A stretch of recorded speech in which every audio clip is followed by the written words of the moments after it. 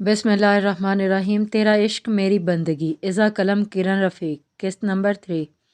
Location Lahore. या अल्लाह मुझे हर आजमाइश में सुरखरू करना, मुझे रास्ते में आने वाली तमाम रुकावटों को अबूर करने की तौफीक फरमा।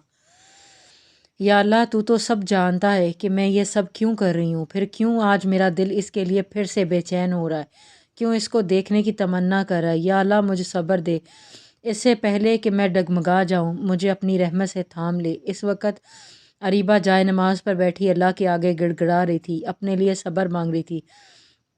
तू क्या ऐसे लोग अजीम नहीं जो किसी आजमाइश में अल्लाह से शिकवा करने की बजाय सब्र मांगते हैं। कुरान पाक में इरशाद खुदावंदी है, हाँ क्यों नहीं, जो झुक गया अल्लाह के लिए और भलाई करने वाला हो तो इसका अजर इसके रब के पास है, और इन्हें ना तो कुछ अंदेशा हुआ और ना ही कुछ गम। आयत 112 सूरत बकरा।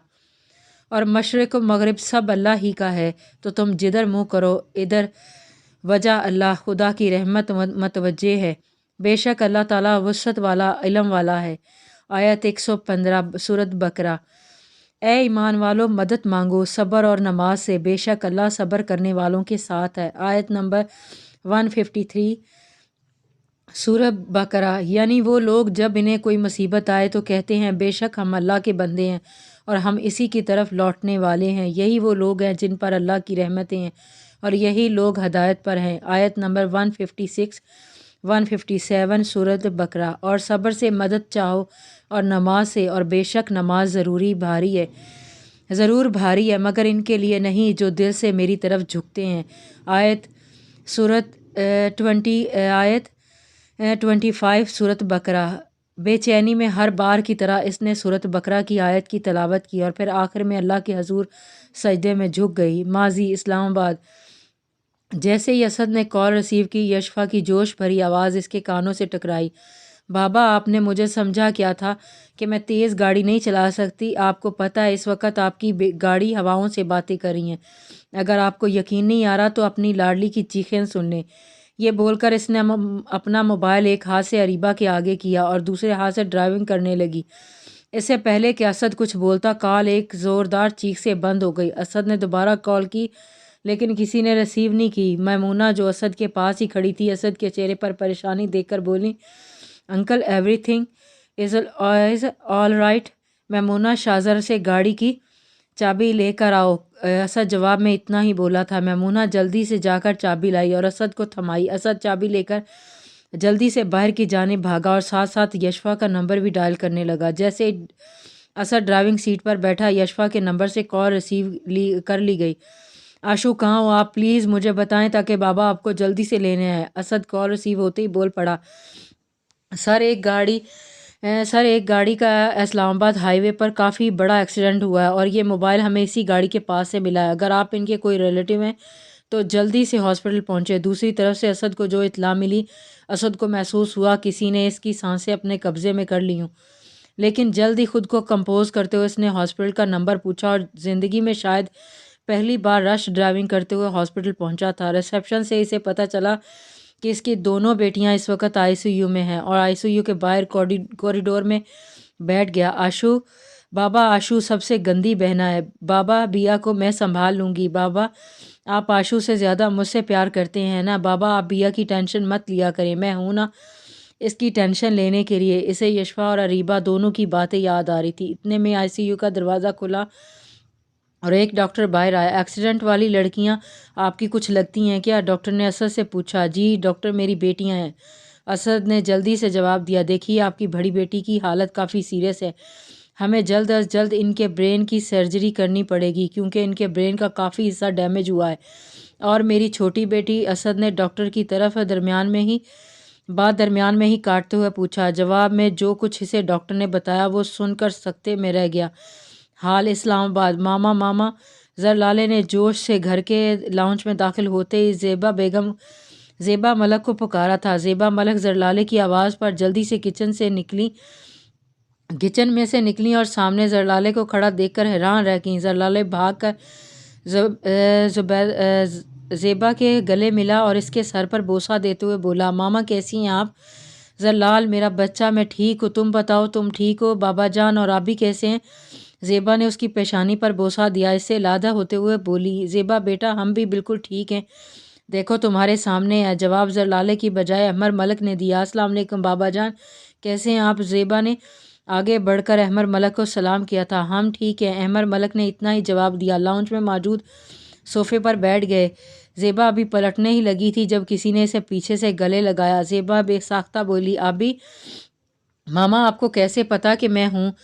عبداللہ زیبا کے سامنے آتے ہوئے مسکرا کر بولا۔ 2 سال بعد اپنے بیٹے کو زیبا اپنے روبرو دیکھ رہی تھی۔ زیبا کی آنکھوں میں بے اختیار آنسو آ گئے تھے۔ ماما لگتا ہے آپ کو میرے آنے کی خوشی نہیں ہوئی، اسی لیے آپ رو رہی ہیں۔ عبداللہ مصنوعی خفگی سے زیبا کو اپنے ساتھ لگاتے ہوئے بولا، خوشی تو بہت چھوٹا لفظ ہے میرے لیے آبی، کیونکہ 9 سال بعد اپنے بیٹے کو اپنی سرزمین پر واپس دیکھ رہی ہوں۔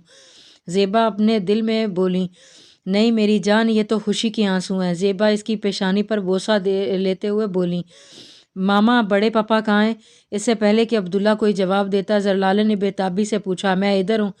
عزیز ملک اپنے روم سے نکلتے ہوئے بولے، بڑے پاپا؟ زلالے بھاگتے ہوئے ان کے گلے ملا۔ عزیز ملک نے زور سے زلالے کو خود میں بیچا تھا۔ ارے برخوردار، اپنے باپ سے بھی مل لو۔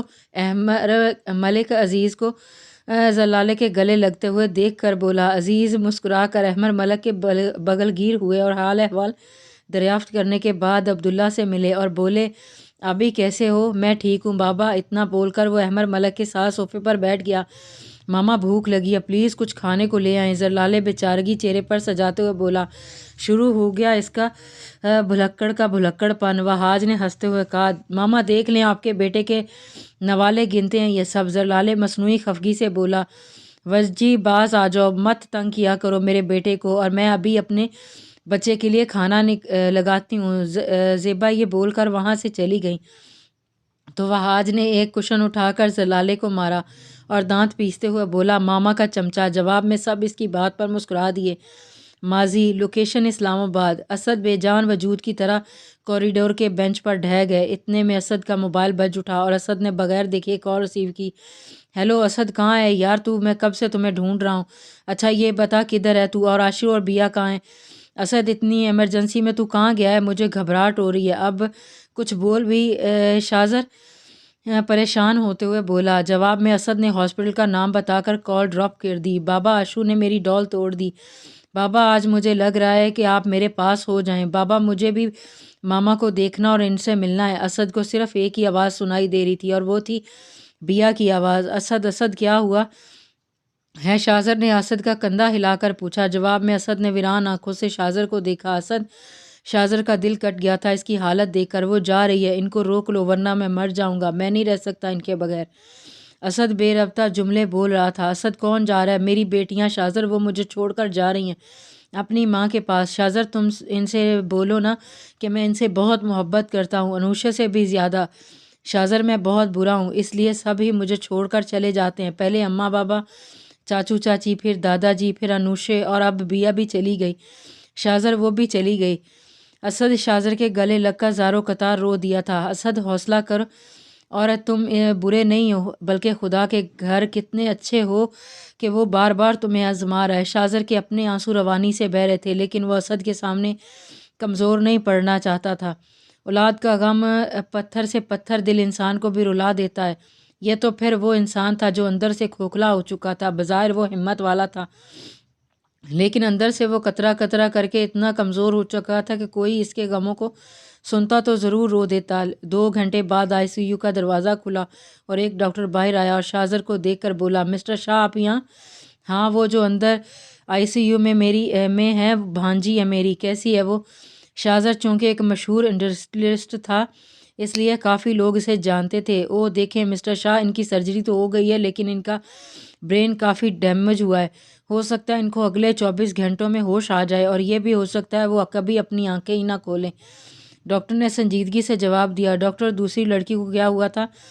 شازر کو اپنی آواز کسی کھائی میں سے آتی ہوئی معلوم ہو رہی تھی۔ ان کی سپول کارڈ ڈیمیج ہوئی تھی اور شاید ان کی گردن کسی تیز دھار چیز سے ٹکرائی تھی جس سے ان کی شارک کٹ گئی تھی اور ان کی وہیں ڈیتھ ہو گئی تھی۔ ڈاکٹر نے پروفیشنل انداز میں وضاحت دی۔ اسد ان دونوں کی گفتگو کے درمیان ایک پتھر کی طرح ریئیکٹ کر رہا تھا جسے کوئی فرق نہیں پڑ رہا تھا، یا شاید وہ خود کو آزما رہا تھا کہ وہ کس حد تک برداشت کر سکتا ہے۔ پلیز ڈاکٹر، آپ کچھ بھی کریں لیکن میری بھانجی کو بچا لیں، شاہ درخواست بھرے لہجے میں بولا تھا۔ مسٹر شاہ، زندگی اور موت اللہ کی دین ہے اور ہم صرف کوشش کر سکتے ہیں جو ہم نے کی بھی ہے، باقی آپ اللہ سے دعا کریں کہ وہ ہوش میں آ جائیں۔ یہ بول کر ڈاکٹر وہاں سے چلا گیا۔ شاہ نے ایک نظر اسد کو دیکھا اور ہاسپٹل کی مسجد میں چلا گیا۔ حال لوکیشن اسلام آباد۔ عائشہ آپی، یہ بریسلٹ کیسا ہے؟ یشفا نے مومنہ کی بڑی بہن عائشہ سے تائید چاہی۔ بہت پیارا ہے اشو، بیا کے لیے لے رہی ہو؟ عائشہ نے مسکرا کر پوچھا۔ جی آپی، اور کس کے لیے لوں گی؟ یشفا بھی مسکرا کر بولی۔ اس وقت وہ دونوں اسلام آباد کے سب سے بڑے شاپنگ مال میں شاپنگ کر رہی تھی۔ اچھا تم یہ دیکھو، میں ذرا کوئی اچھی سی سینڈل دیکھ لوں۔ یہ بول کر عائشہ اگلی شاپ پر چلی گئی۔ کیا علی بھائی کی منگنی؟ وجی بھائی، علی بھائی کو لڑکی کس نے دے دی؟ زلالے، جو وہاج اور علی کے ساتھ شاپنگ کرنے آیا تھا، صدمے سے چلاتے ہوئے بولا۔ وہاج اور علی دونوں نے اسے غصے سے دیکھا کیونکہ کافی لوگ ان کی طرف متوجہ ہو چکے تھے۔ اس شہر کے مشہور انڈسٹریلسٹ شاہ نے اور اب کچھ بولا تو مجھ سے برا کوئی نہیں ہوگا۔ علی دانت پیستے ہوئے بولا۔ وجی بھائی، کیا یہ سچ بول رہے ہیں؟ زلالے نے مصنوعی صدمہ ظاہر کیا تھا۔ کیوں؟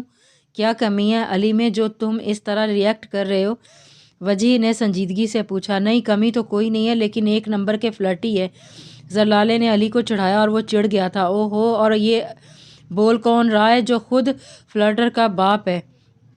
ہاں ہاں، علی بھائی آپ جیلس ہو رہے ہیں کہ اب آپ کے حصے کی لڑکیاں بھی مجھے لفٹ کروائیں گی؟ زلالے ہنستے ہوئے بولا۔ وجی، اس کو چپ کروا لے۔ علی نے وہاج کو درمیان میں گھسیٹا۔ چھوٹے، چپ کر جا ورنہ آج کا فنکشن تمہارے بغیر ہوگا۔ وہاج نے زلالے کو دھمکی دی جو اس پر اثر بھی کر گئی تھی، کیونکہ زلالے اگر کسی سے ڈرتا تھا تو وہ تھا وہاج زبیر، اور ایسے ہی چپ کر کے چل رہا تھا۔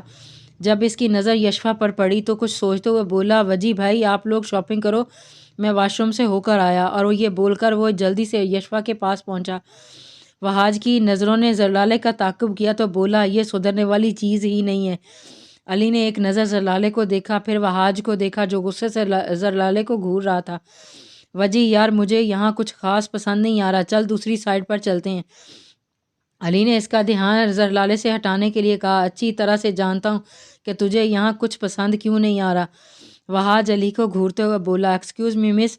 یشفا نے مڑ کر زلالے کو دیکھا اور ناسمجھی سے اپنی طرف اشارہ کیا۔ جی آپ ہی سے مخاطب ہوں، زلالے نے مسکرا کر جواب دیا تو یشفا نے ناگواری سے منہ موڑ لیا۔ زلالے جلدی سے آگے بڑھا اور بولا، مجھے آپ کی مدد، میں اجنبیوں سے بات کرنا پسند نہیں کرتی، اس لیے don't waste my time. Yashfa اس کی بات درمیان میں ہی کاٹ کر بولی۔ او، مطلب آج دال نہیں گلنے والی؟ زلالے نے دل میں سوچا۔ وہ جانے کے لیے پلٹنے ہی والا تھا جب یشفا نے اس کو روکا۔ سنو، کیسی ہیلپ چاہیے تھی؟ زلالے مڑا اور دنیا جہاں کی شرافت چہرے پر سجا کر بولا۔ وہ ایکچولی میرے بھائی کی بیٹی 7 سال بعد پاکستان آ رہی ہے اور اسی کے لیے گفٹ خریدنا تھا، لیکن سمجھ میں نہیں آ رہا تھا کہ کیا خریدوں۔ وہ کبھی لڑکیوں کے لیے کچھ خریدا ہی نہیں نا۔ تو بیٹی کتنے سال کی ہے؟ 12 سال کی ہے۔ زلالے نے رسانیہ سے جھوٹ بولا۔ یہ نیکلس کافی اچھا ہے، آپ یہ خرید لیں۔ یشفا نے اس کے آگے ایک نیکلس کیا۔